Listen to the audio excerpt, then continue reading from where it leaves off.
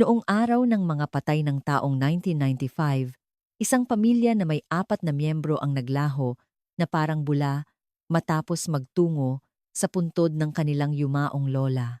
Pagkalipas ng 5 taon, natagpuan sila sa isang lugar na hindi kailanman aakalain ng sinuman, sa ibabaw mismo ng kabaong ng kanilang lola sa loob ng nitso.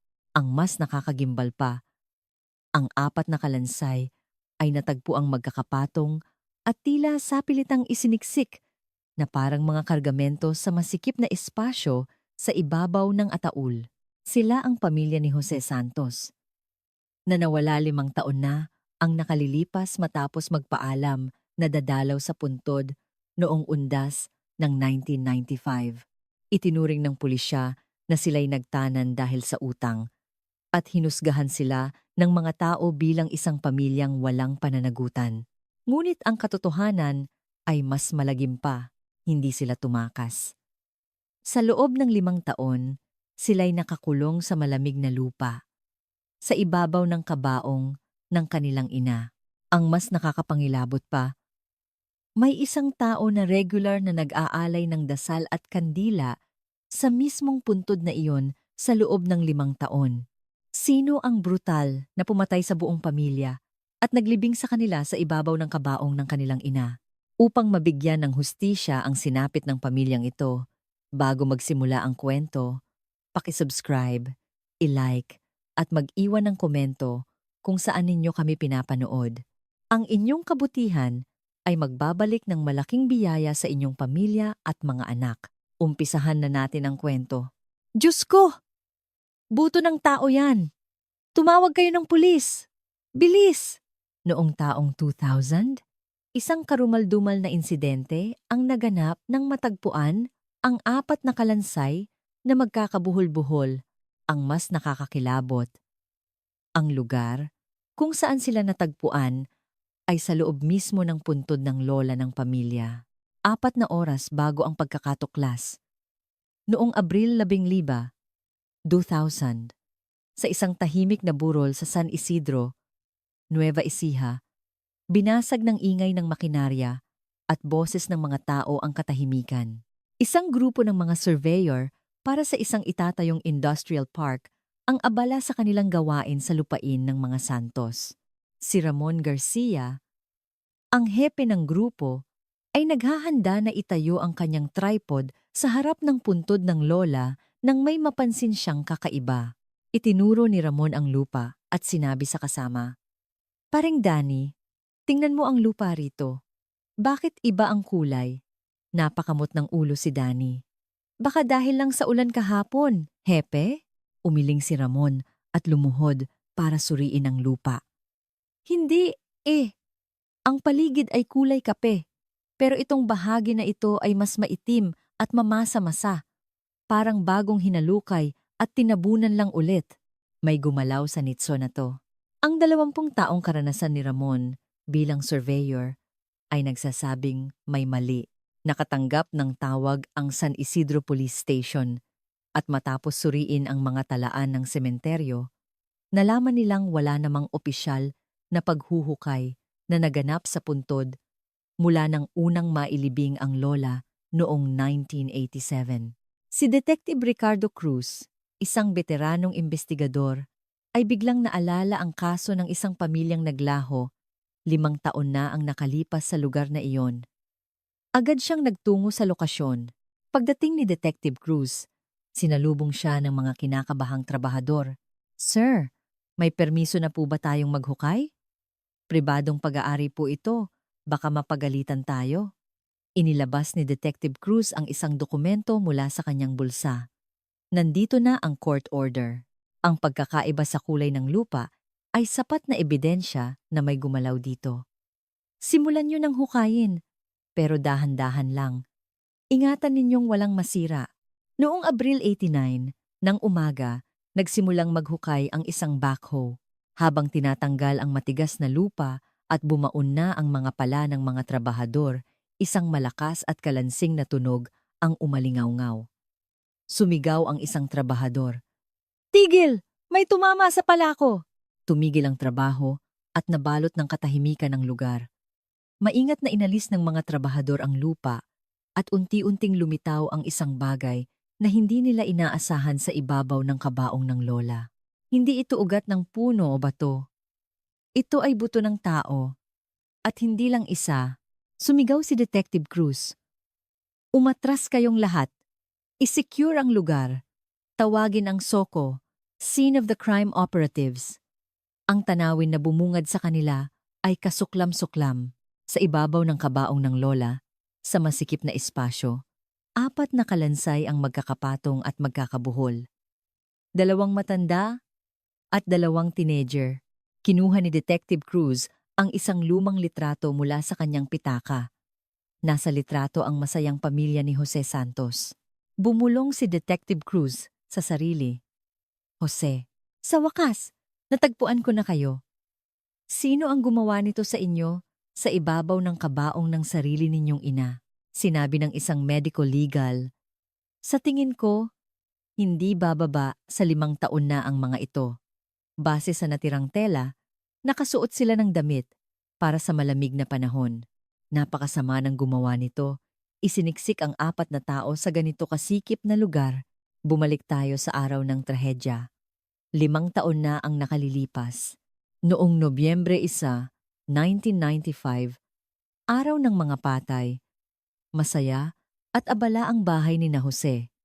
Si Jose ay nakabihis na at nagmamadaling tinatawag ang kanyang pamilya. Marco! Angela! Ano ba? Ang tagal nyo. Naghihintay na si Lola? Tara na. Mula sa loob ng bahay, lumabas ang panganay na si Marco, isang college freshman, na tila nahihiya. Itay, hindi po ba masyadong formal itong suot ko? Kailangan po ba talagang naka-Amerikana papuntang sementeryo? Inayos ng kanyang ina na si Maria ang damit nito. Unang beses mong dadalaw kay Lola bilang kolehiyala. Anak, ang gwapo ng Marco namin. Parang tunay na lalaki na. Sumingit naman ang kapatid niyang si Angela, isang high school student. Kuya, huwag kang masyadong pumorma. Hindi ka pa nga opisyal na nagsisimula sa klase. Nagtawanan ang buong pamilya. Dala ang mga basket na puno ng pagkain, bulaklak, at kandila. Naglakad sila patungo sa burol sa likod ng kanilang baryo kung saan naroon ang puntod ng kanilang lola. Habang naglalakad, masaya silang nag-uusap tungkol sa kanilang mga pangarap. Hindi alam na iyon na ang huli nilang paglalakbay. Ngayong taon, puro magagandang bagay ang mangyayari sa atin, sabi ni Jose. Nakapasa si Marco sa universidad at mukhang maayos na rin ang problema sa lupa natin. Siguradong tinutulungan tayo ni Inay mula sa langit. Oo naman, sagot ni Maria. Sa sobrang pagiging mabuting anak mo, paanong hindi tayo tutulungan ni Inay? Makalipas ang halos 1 oras, nakarating sila sa puntod. Naglinis sila, nagtirik ng kandila, at nag-alay ng dasal. Malamig ang simoy ng hangin, pero mainit ang pagmamahalan ng pamilya. Bandang 1:00 ng hapon, matapos ang kanilang pagdalaw, nagsimula na silang bumaba ng burol. Ang huling tanawin sa kanila ay ang kanilang likuran habang papalayo sa isang sangang daan, mga 200 metro mula sa puntod. Nang gabing iyon, madilim at tahimik ang bahay ni na Jose. Ang kanilang Tamaraw FX, na dapat sanay nasa garahe, ay wala roon. Ang kapitbahay nilang si Mang Tomas ay napansin ito habang pauwi. Wala pa yata sila? Baka sa kamag-anak na sila natulog ngayong undas. Ngunit lumipas ang undas at 2 araw pa, hindi pa rin bumabalik ang pamilya Santos. Sa harap ng kanilang gate, naiipon na ang mga bote ng gatas na hindi nakukuha at sa kanilang mailbox, nababasa na ng ulan ang sulat ng pagtanggap sa kolehiyo para kay Marco. Nagtataka ang mga taga-baryo, ngunit walang naghinala sa karumal-dumal na katotohanan. Sumigaw ang tagahatid ng gatas. Tao po. Ilang araw na pong hindi nagagalaw ang gatas nyo. Tanging katahimikan ang sagot mula sa loob. Ang totoo, sa mga oras na iyon, hindi na kailanman makakabalik ang pamilya Santos. May isang taong muling hinukay ang puntod ng kanilang lola sa gitna ng kadiliman ng gabi. Tanging ang tunog ng paghingal at pagpala ang maririnig sa katahimikan ng burol, pinalawak ng salarin ng hukay, at isa-isang inihulog ang 4 na malamig na bangkay sa ibabaw ng sagrado at dapat sanang ligtas na kabaong ng kanilang ina. Isiniksik at ipinagpatong-patong ang mga bangkay. Tinabunan sila ng malamig na lupa. Kinaumagahan, ibinalik ng salarin ang anyo ng puntod at tinakpan ng mga tuyong dahon ang anumang bakas. Pagkatapos, minaneho niya ang Tamaraw FX ng pamilya palayo sa lugar. Ganoon nagtapos ang undas ng 1995, isang araw na lumamon sa 4 na buhay. Sa sumunod na 5 taon, tuwing undas at Pasko, ang salarin ay palaging bumibisita sa puntod na iyon para mag-alay ng dasal. Hinangaan siya ng mga taga-baryo. Tingnan mo yang si Pedro. Kahit nawala na ang kapatid niya, siya pa rin ang nag-aalaga sa puntod ng mga magulang nila. Ngunit walang sino man ang nakakaalam. Sa ilalim mismo ng lupang dinadasalan niya, nakahimlay sa isang nakakakilabot na paraan ang kanyang nawawalang kapatid at pamilya nito. Ang katotohanang naghintay sa dilim sa loob ng 5 taon ay malapit ng mabunyag. 3 araw matapos ang pagkawala, noong Nobyembre 4, 1995, pumasok sa himpilan ng pulisya ng San Isidro ang kapatid ni Jose na si Pedro Santos. Magulo ang kanyang buhok at namumula ang mga mata. Kasunod niya ang kanyang asawang si Elena na nakayuko at tila anino.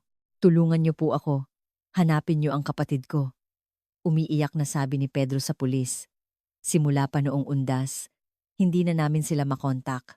Pinuntahan namin ang bahay, pero walang tao. Wala rin ang sasakyan nila. Ano pong nangyari sa kanila? Si Elena naman ay mahigpit na nakakapit sa damit ng asawa, nakatingin lang sa sahig. Tinanong siya ng pulis, Mrs., kailan niyo po huling nakita ang pamilya ng inyong bayaw? May nabanggit po ba silang pupuntahan? Hindi tumingin sa mata ng pulis si Elena at sumagot sa isang malamig at maikling boses. Hindi ko po alam. Wala po silang sinabi. Si Detective Ricardo Cruz, na siyang humawak sa kaso, ay pinagmasdang mabuti ang kakaibang kilos ni Elena kumpara sa pagdadalamhati ni Pedro.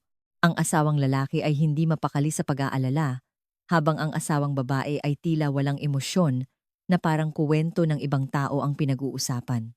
Isinulat ni Detective Cruz ang kanyang napansin sa kanyang kuwaderno.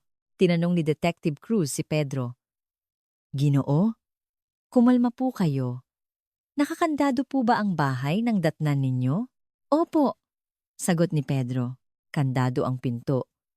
At yung aso nila, parang ilang araw nang hindi kumakain, hindi man lang tumahol. Hindi po ugali ng kapatid ko na umalis ng walang pasabi. Agad na inisip ng pulisya na hindi ito simpleng paglalayas kundi posibleng aksidente sa bundok. Naglunsad sila ng search operation. Tinulungan sila ng mga sundalo at residente para halughugin ang 3 kilometrong radius sa paligid ng puntod.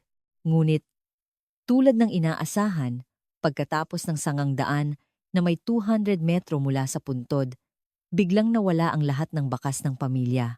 Base, ito ang Search Team 1, ulat ng leader ng grupo sa radyo.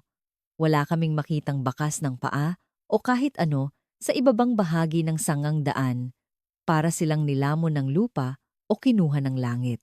2 araw pa, noong Nobyembre 6, nagkaroon ng bagong development ang kaso. Ang Tamaraw FX ng pamilya Santos ay natagpuan sa isang liblib na lugar malapit sa isang lawa sa kalapit na bayan. Hindi nakakandado ang sasakyan at ang loob nito ay napakalinis at maayos. Dumating si Detective Cruz sa lugar at maingat na sinuri ang sasakyan.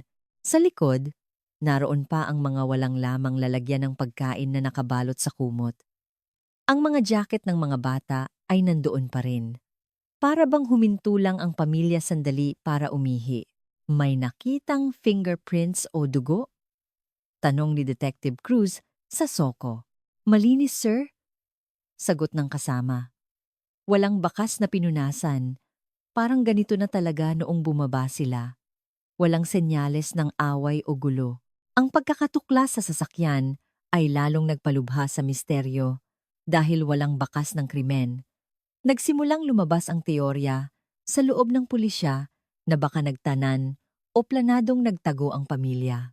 Nagsimulang mag-imbestiga si Detective Cruz sa mga malalapit na tao sa pamilya at unang-una niyang tinawag muli ang mag-asawang Pedro. Sa interrogation room, malungkot pa rin si Pedro. May problema po ba sa pera o alitan ang kapatid ninyo? Tungkol sa mana halimbawa? Tanong ni Detective Cruz. Umiling si Pedro habang lumuluha. Wala po. Mula nang mamatay ang mga magulang namin, ako na pong panganay ang nag-alaga sa kanya. Mabuting magkapatid po kami. Alam yan ng lahat sa baryo. Pinalabas ni Detective Cruz si Pedro at ipinasok si Elena. Nakayuko pa rin ito at pinaglalaruan ang kanyang mga daliri. Mrs., kumusta po ang relasyon ninyo sa hipag ninyong si Maria?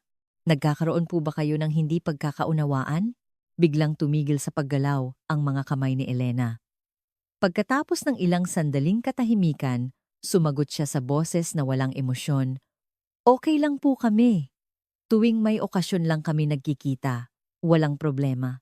Hindi pinalampas ni Detective Cruz ang bahagyang pagbabago sa ekspresyon ni Elena. May naramdaman siyang tinik sa salitang okay lang, pero walang siyang matibay na ebidensya para idiin ito. Sinuri ng mga investigador ang bank accounts at utang ni Jose, pero wala silang nakitang dahilan para tumakas ito. Sa katunayan, hindi ka panipaniwala na iiwan niya ang 3 ektaryang lupain ng kanilang pamilya para lang magtanan. Lumipas ang panahon at naging kalagitnaan na ng Nobyembre. Tumawag ang unibersidad kung saan mag-aaral si Marco. Hindi pa po nagbabayad ng matrikula si Marco Santos at hindi rin makontak. Ituturing po ba naming nag-withdraw na siya sa pag-aaral? Ang tawag na ito ay nagpatunay na hindi simpleng paglalayas ang nangyari. Imposibleng talikuran ng isang excited na college freshman ang kanyang pag-aaral. Ngunit, naharap ang imbestigasyon sa isang malaking pader. Ang limitasyon ng teknolohiya. Noong panahong iyon, wala pang CCTV sa San Isidro at hindi pa posible ang pag-trace sa lokasyon gamit ang cell site. Habang walang pag-usad ang kaso, kumalat na parang kabute ang mga tsismis sa baryo. Sa ilalim ng puno ng mangga, nag-uusap ang mga matatanda.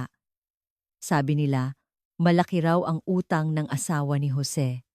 Tiyak na nagtago yon sa mga nagpapautang. Hindi, sabi ng isa pa. Ang balita ko, may kalaguyo raw si Jose kaya sila umalis para magsama. Tuwing naririnig ito ni Pedro, pumupunta siya sa barangay hall para ipagtanggol ang kapatid. Nagpagawa siya ng mga missing poster at ipinaskil sa buong bayan. Araw-araw siyang bumibisita sa himpilan para manggumusta sa kaso. Sir, parang awa niyo na. Hanapin niyo ang kapatid ko. Hindi ko na matiis ang mga naririnig kong paninira sa kanya. Gagamitin ko ang lahat ng pera ko. Makita lang sila. Ang dedikasyon ni Pedro ay nakaantig sa mga pulis at residente. Maging sa loob ng investigation team, nagsimulang maniwala ang marami na walang kasalanan si Pedro. At posibleng nagtago nga lang ang pamilya. Dahil walang matibay na ebidensya, unti-unting kumiling ang investigasyon sa teoryang walang krimen na naganap. Noong Marso 1996, opisyal na inilagay ng pulisya ang kaso ng pagkawala ng pamilya Santos sa pending status dahil sa kakulangan ng ebidensya. Ang file ng kaso ay malapit ng isara. Habang nagliligpit ng gamit, huling sinulyapan ni Detective Cruz ang mga tala. Kinuha niya ang kanyang ballpen at nagsulat ng isang maikling paalala sa huling pahina. Kakaiba ang kilos ni Elena. Kailangang imbestigahang muli. Ibinigay niya ang file sa isang bagitong pulis. Itago mo to sa bodega ng mga cold case, pero ilagay mo sa lugar na madaling makita. Darating ang araw na bubuklatin natin to ulit. Sir, hindi po ba't nagtanan lang sila? Marami namang ganyan na tumatakas dahil sa utang, sabi ng bagitong pulis. Mapait na ngumiti si Detective Cruz habang nakatingin sa labas. Hindi. Kung magtatanan ka, Magdadala ka ng gamit. Walang magulang na iiwan ang mga pinggan at jacket ng mga anak sa sasakyan. Sila ay naglaho. Tama ang kutob ni Detective Cruz. Pero sa panahong iyon, wala siyang paraan para patunayan ito. Ang kaso ng pamilya Santos ay inilagay sa isang metal na cabinet, malayo sa mata ng lahat.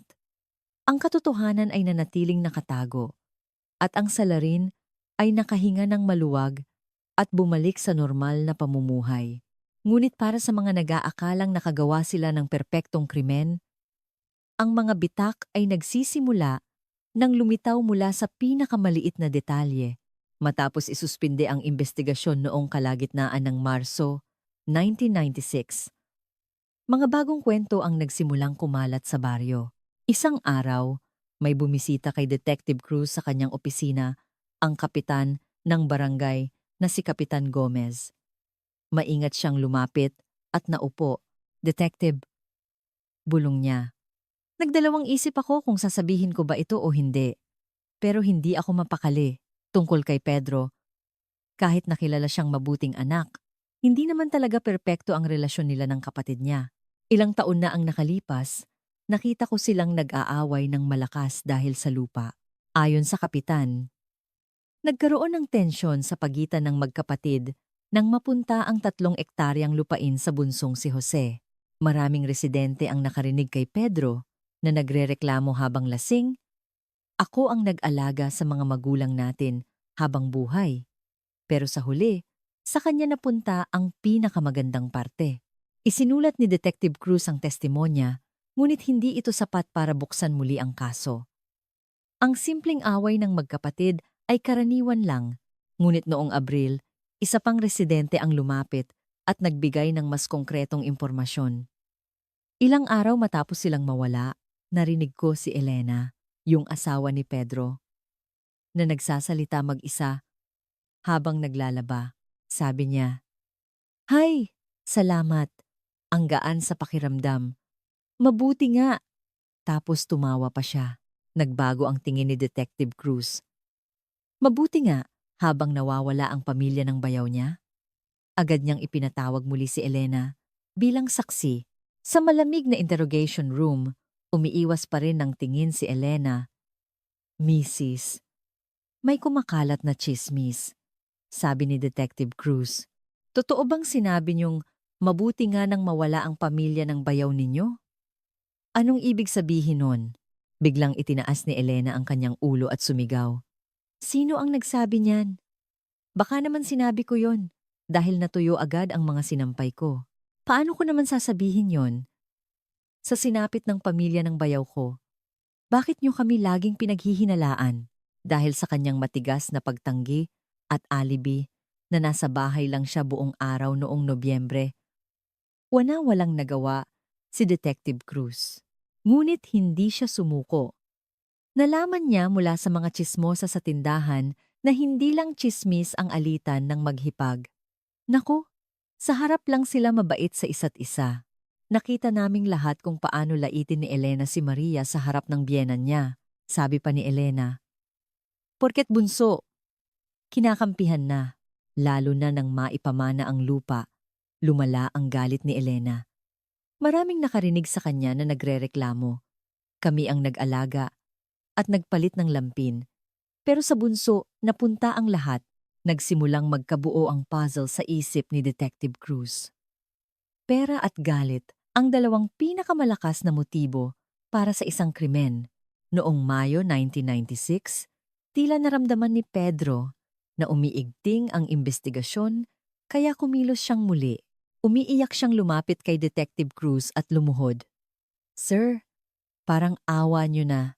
Maniwala kayo sa akin. May naninira lang sa amin. Mahal na mahal ko ang kapatid ko. Gabi-gabi siyang nagpapakita sa panaginip ko.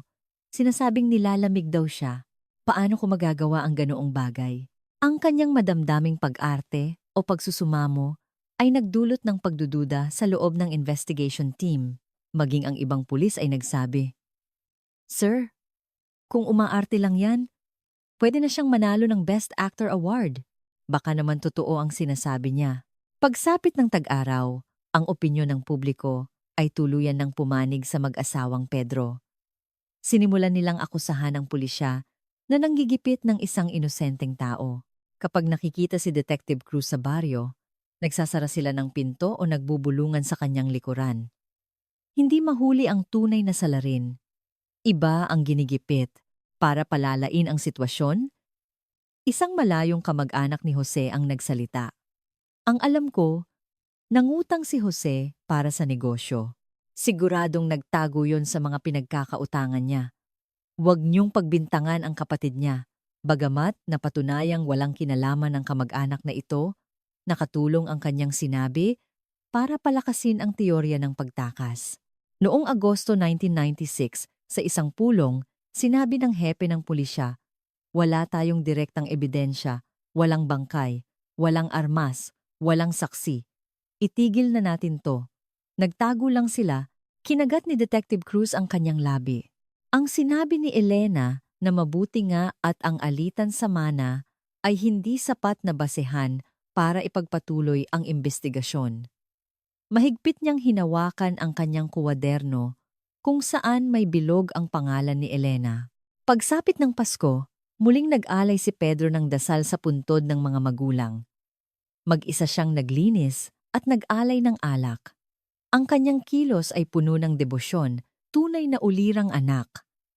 Sabi ng mga nakakita, ngunit walang nakakaalam na sa ilalim ng lupang kanyang tinatapakan, nakakulong ang kanyang kapatid at pamilya nito.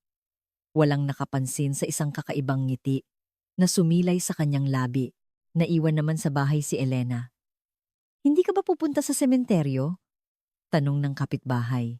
Masakit ang tuhod ko. Hindi ko kaya ang ahon.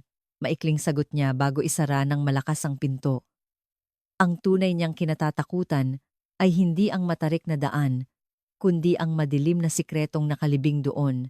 Noong Disyembre 1996, si Detective Cruz ay nalipat sa ibang departamento. Ibinigay niya ang file ng kaso sa kanyang kapalit, na basta na lang isinuksok ito sa isang cabinet. Huwag kayong mag-alala, sir. Kung may balita, tatawagan ko kayo. Pero sa tingin ko, wala nang pag-asa to. Umalis si Detective Cruz sa himpilan na may mabigat na damdamin. Ang puting nyebe na bumabalot sa istasyon ay tila sumisimbolo sa pagtabon sa katotohanan. Ang pamilya Santos ay unti-unting nalimot ng mundo. Sa ibabaw ng malamig na kabaong, tiniis nila ang mahabang katahimikan. Lumipas ang 5 taon. Ang kaso ng pagkawala ng pamilya Santos ay naging isang lumang kuwento na lang sa baryo. Si Pedro at Elena ay namuhay ng payapa. Si Pedro ay naging isang respetadong miyembro ng komunidad, habang si Elena ay hindi na muling sumama sa pagdalaw sa puntod. Palaging idinadahilan ang masakit niyang tuhod. Ang totoo, 2 linggo lang matapos mawala ang kapatid noong 1995, pumunta si Pedro sa korte. Nag-migrate po ang kapatid ko at ipinagkatiwala niya sa akin ang lupa. Ito po ang papeles. Walang nagduda sa peking pirma at selyo. Ang 3 ektaryang lupa ay tahimik na nailipat sa pangalan ni Pedro. Samantala, si Detective Cruz, kahit nasa ibang istasyon na, ay hindi binitiwan ng kaso. Gabi-gabi, binabasa niya ang kopya ng file. Noong 1999, 1 taon bago siya magretiro, nagboluntaryo siyang bumalik sa San Isidro. Unang ginawa niya ay hanapin ang luma at maalikabok na file ng kaso. Sir, hindi pa rin po kayo sumusuko diyan? Tanong ng isang kasamahan. Ang salarin ay nagbabago, pero ang katotohanan, hindi. Noong unang bahagi ng 2000, inanunsyo ng gobyerno ang planong pagtatayo ng isang malaking industrial park sa Nueva Ecija. Sa isang iglap, ang lupain ng mga Santos ay naging sentro ng development. Ang halaga ng danyos perwisyo. Compensation. 10 milyong piso. Nang marinig ito ni Elena, hindi siya magkandaugaga sa tuwa. Mahal, tapos na ang paghihirap natin. 12 milyon, ngunit madilim ang mukha ni Pedro. Huwag kang magsaya. Kailangan nilang sukatin ang lupa. Papasok ang mga tao sa burol. Nawala ang ngiti sa mukha ni Elena. Susukatin? Ibig sabihin, gagalawin nila ang puntod? Noong Abril 2000, naging formal na ang schedule ng mga surveyor. Gabi-gabi, binabangungot si Elena. Ilang araw bago dumating ang grupo, mag-isa siyang pumunta sa puntod. Tinitigan niya ito ng matagal. 5 taon na. Siguro'y lupa na sila. Walang makakaalam. Bulong niya sa sarili, ngunit ang kanyang pag-alis ay tila isang pagtakas. At noong Abril 15, dumating si Ramon Garcia, ang hepe ng mga surveyor. Sa sandaling itutok niya ang kanyang lente sa puntod, ang pinakamasamang bangungot ni Elena ay nagsimulang magkatotoo. Nang gabing iyon, tinanong ni Elena ang asawa. Anong sabi ng mga surveyor? Ginalaw ba nila ang puntod? Umiling si Pedro. Hindi ko alam. Nagbubulungan sila, nakakaiba raw ang kulay ng lupa. Narinig kong tatawag daw sila ng pulis. Napaupo si Elena. Pulis? Hindi. Hindi pwede. Noong Abril 20, dumating si Detective Cruz sa lugar ng paghuhukay. Ang kanyang buhok ay may mga puti na, ngunit ang kanyang mga mata ay mas matalas pa kaysa dati. Lalabas sila, bulong niya. Siguradong lalabas sila. Nang may tumama sa pala ng trabahador, napakuyom si Detective Cruz. Nang lumitaw ang mga kalansay mula sa lupa, nakaramdam siya ng panginginig. Ang 5 taong katahimikan ay nabasag na. Isara ang lugar na ito, sigaw niya. Ang tunay na investigasyon ay ngayon palang magsisimula. Ang orasan na huminto 5 taon na ang nakalipas ay muling umandar. Ang katotohanang nakabaon sa dilim ay unti-unti nang naliliwanagan ng sikat ng araw.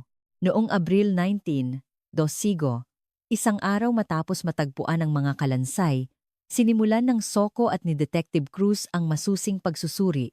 Sir, tingnan niyo to. Sabi ng isang forensic expert, ang mga kalansay ay isiniksik na parang mga bloke ng Tetris.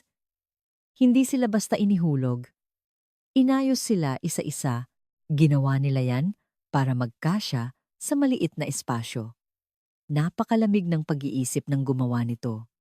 Sa ibabaw pa ng kabaong ng ina, sagot ni Cruz. Ang testimonya ng surveyor na si Ramon Garcia ay naging mahalaga. 20 taon na po akong nagtatrabaho sa lupa. Ang kulay ng lupa sa puntod ay mas maitim kaysa sa paligid. Ibig sabihin, ang lupang nasa ilalim ay naiangat. Kinumpirma ito ng mga soil expert. Ang lupa ay 2 beses na hinalukay. Noong 1987, paglibing sa lola, at noong 1995, ang krimen.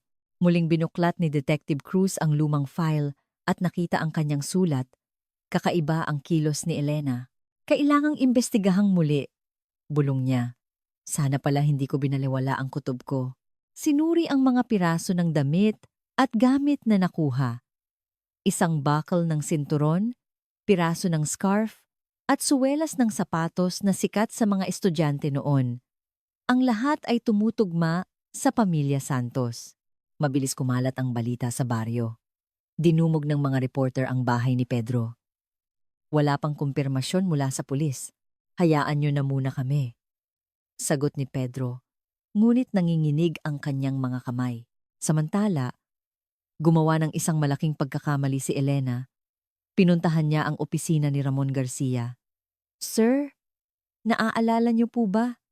Yung sinabi kong, huwag galawin ang puntod? Sagrado po kasi yon. Sana po hindi niyo sinabi sa pulis na kakaiba ang kilos ko.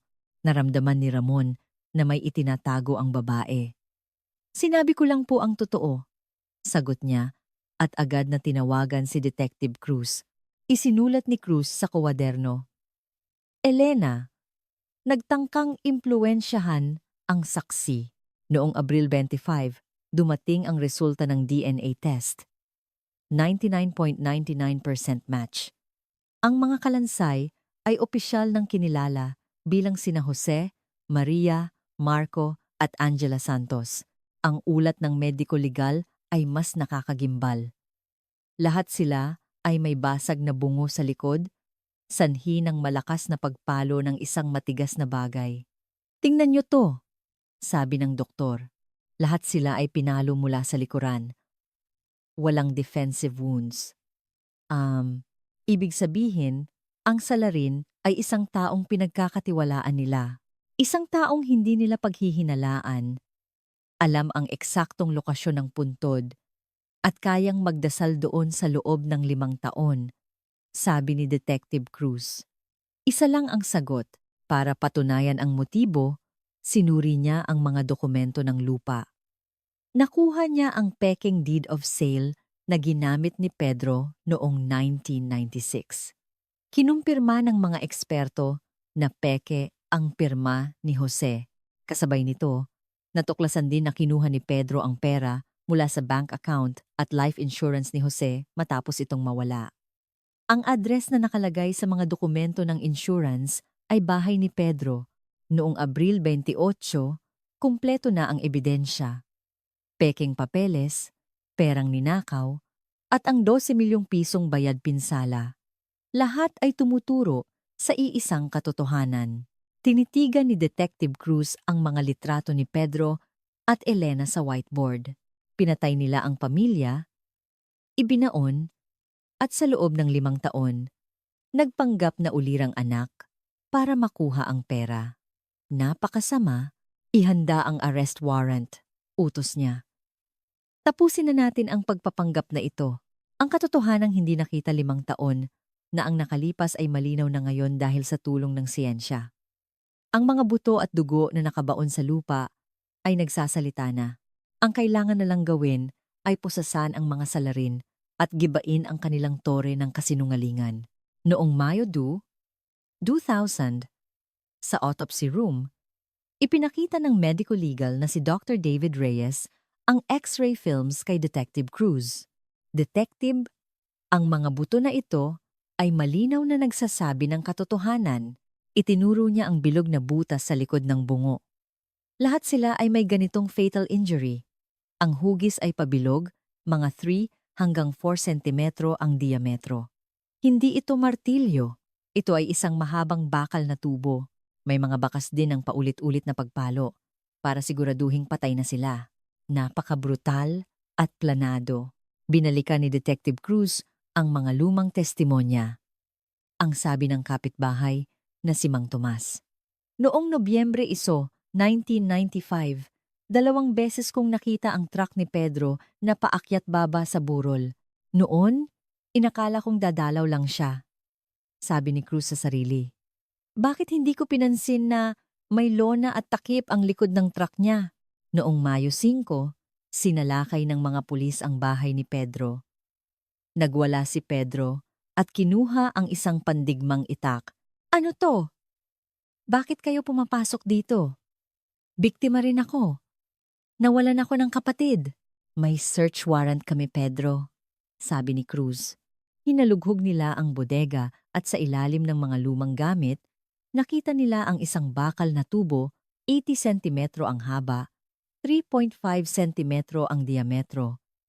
Eksakto sa description ng medico legal, dinala ang tubo sa crime lab. Ginamit nila ang luminol at sa dilim, isang nakakakilabot na asul na ilaw ang lumitaw sa mga siwang ng tubo bakas ng dugo. Pagkalipas ng ilang araw, kinumpirma ng DNA test. Ang dugo ay kina Jose at Maria Santos. Ito ang murder weapon. Nalaman din ng mga investigador na tumawag si Pedro sa isang hardware store noong gabi bago ang krimen. Naalala ng may-ari na may bumili ng ganoong tubo ng gabing iyon. Ngunit may isang tanong pa rin. Bakit sa puntod ng ina? Isang criminal profiler ang nagsabi, karaniwan, itatapon ng salarin ang bangkay sa malayong lugar dahil sa takot. Pero dito, maingat niyang inilagay ang mga biktima sa puntod ng ina. Ito ay isang paraan ng pagbibigay katwiran sa sarili. Ipinadala ko na sila sa tabi ni inay. At ang ideyang ito ay mas malamang na galing sa isang babae, si Elena. Siya ang utak ng krimen. Noong Mayo 12, handa na ang lahat. Ang ebidensya ay sapat na, sabi ni Detective Cruz sa kanyang team. DNA, armas, pera, at profiling. Oras na para hulihin sila at tanggalin ang maskara ng pagiging ulirang anak. Mayo 21, muling umalingaw-ngaw ang sirena sa tahimik na baryo. Dinakip sina Pedro at Elena habang nag-aalmusal. Nagwala si Pedro. Wala akong kasalanan. Si Elena naman ay tahimik lang na nagpaposas. Sa magkahiwalay na sasakyan ng pulis, dinala sila sa himpilan. Ang 5 taong pader ng katahimikan ay malapit ng gumuho.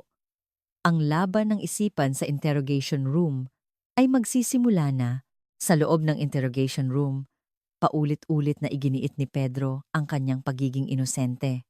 Inilapag ni Detective Cruz ang lahat ng ebidensya sa mesa, DNA results, peking dokumento, bank records. Pedro, nagsasalita na ang mga papel na ito. Aamin ka ba o hindi? Sa kabilang kwarto, si Elena naman ay nanatiling tahimik. Ginamit ni Detective Cruz ang prisoner's dilemma tactic. Sinabi niya kay Pedro, habang ikaw ay tapat dito, ang asawa mo sa kabilang kwarto ay nagsasalita na. Baka ikaw lang ang balak niyang idiin. Nag-alala si Pedro. Anong sinabi niya? Ganoon din ang ginawa ng isang babaeng pulis kay Elena. Sinabi na ng asawa mo ang lahat. Ikaw daw ang nag-utos sa kanya. Nanlaki ang mga mata ni Elena. Sinabi niya yon? Ipapasa niya sa akin ang lahat? Ang kanilang tiwala sa isa't isa ay nagsimulang gumuho. Nang ipakita ni Detective Cruz kay Pedro ang litrato ng mga kalansay sa ibabaw ng kabaong, nasuka si Pedro. Alisin niyo yan! Sigaw niya. Ang kanyang reaksyon ay kumpirmasyon ng kanyang pagkakasala habang nasa kulungan. Pareho silang hindi mapakali. Iniisip kung ano ang sinasabi ng isa. Ang pagdududa ay tuluyang sumira sa kanilang pagsasama. Noong Mayo 27, sinabi ni Detective Cruz kay Pedro, alam na namin na ang bayaw mo ang nagbigay ng impormasyon sa asawa mo tungkol sa development plan. Ginamit ka lang ng asawa mo para sa kanyang kasakiman. Nagngit-ngit ang mga ngipin ni Pedro. Sa kabilang banda, sinabi naman kay Elena, magsasalita na ang asawa mo. Ikaw ang ituturo niyang utak ng lahat. Noong Mayo 29, unang sumuko si Elena. Okay, magsasabi na ako. Dahil kung ipapasa niya sa akin ang lahat, magsasalita na rin ako. Ang 5 taong kasunduan ng katahimikan ay tuluyan ng nabasag. Inamin ni Elena ang lahat.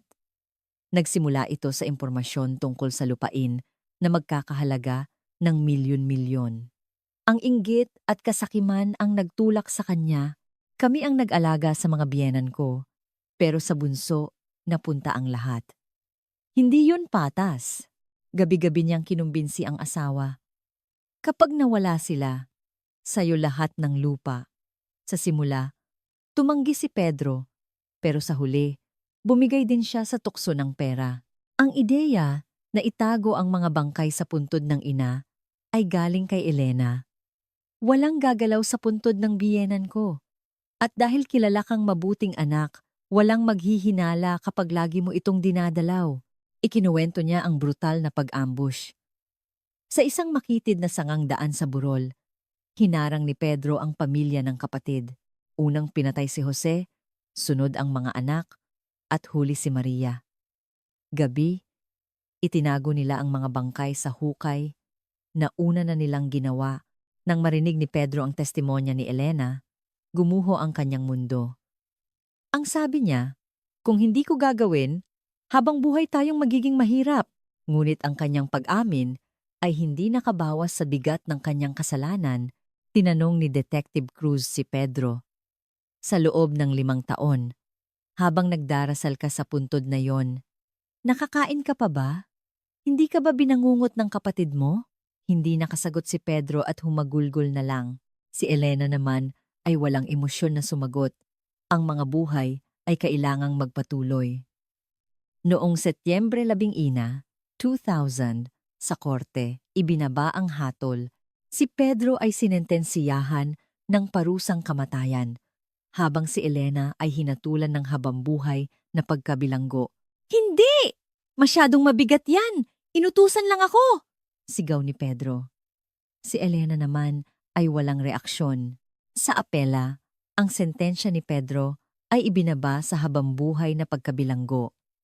Ang 2 milyong piso ay kinumpiska at ang lupa ay ibinalik sa mga natitirang kamag-anak ng mga biktima. Ang dulo ng kanilang kasakiman ay kahungkagan. Noong Mayo 2001, ang mga labi ng pamilya Santos ay inilipat sa isang bagong libingan, isang mapayapa at maaraw na lugar. Dumalo sa libing si Detective Cruz. Inilagay niya ang isang pumpon ng puting bulaklak sa puntod. Jose, Maria, Marco, Angela, patawarin niyo ako dahil natagalan bago ko kayo natagpuan. Magpahinga na kayo sa kapayapaan, bulong niya. Si Pedro ay namatay sa loob ng kulungan dahil sa sakit. Si Elena ay nananatili sa Correctional Institute for Women, paulit-ulit na tinatanggihan ang kanyang parol. Ang kasong ito ay nagpakita na gaano man kalalim ibaon ang katotohanan. Sa huli, ito ay sisibol at lalabas din ang kasakiman ay nagawang halimaw ang isang kapatid, ngunit ang katotohanan ay naibunyag dahil sa determinasyon ng isang detective na hindi sumuko.